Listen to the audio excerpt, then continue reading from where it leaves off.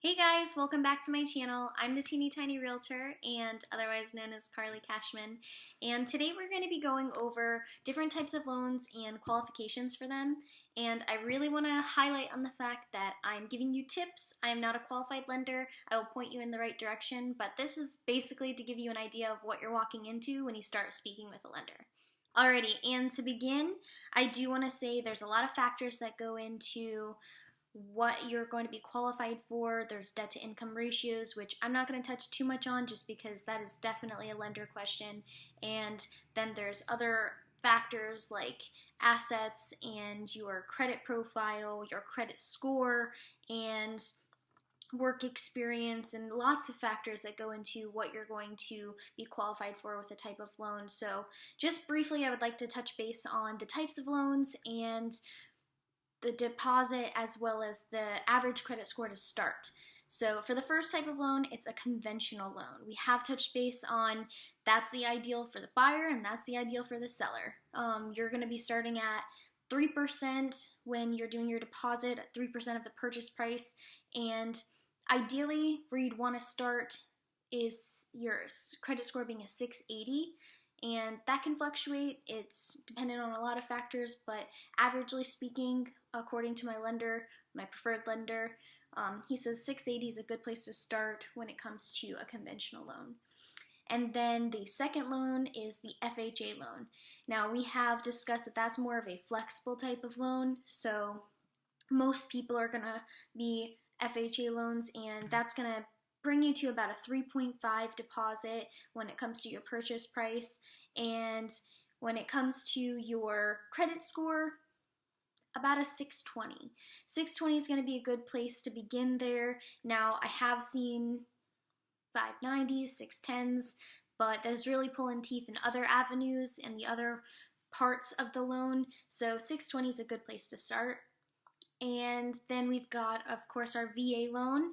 Now, a lot of people don't understand that there's qualifications for the VA loans, and yes, when you're a veteran, you do qualify to have one, but you do have to have at least a 620 credit score to reap the benefits of having that type of loan.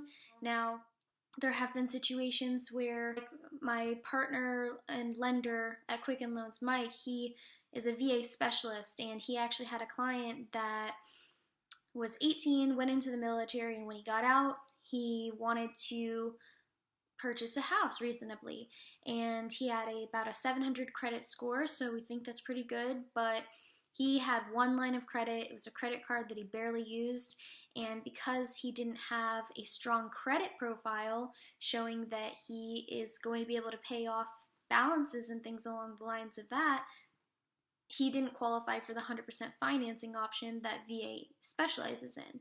So keep in mind that going into this, your credit profile is important.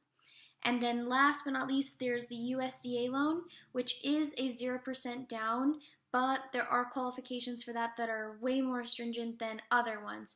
So you're going to have more inspections, you're going to have more specifications on age of roof, age of AC, and you have to have a pretty good credit profile, but they are very, very strict with no collections, not even health based collections.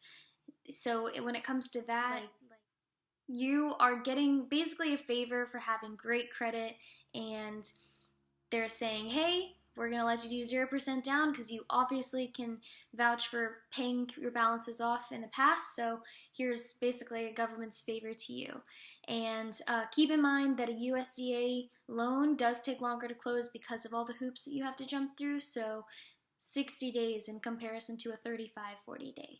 So not crazy, but definitely a little bit longer. Now, one other common misconception that people have is when they go to speak with a lender, their biggest concern is maybe the credit score doesn't match up with what they have on their Credit Karma, and I learned that there is a very specific reason for that.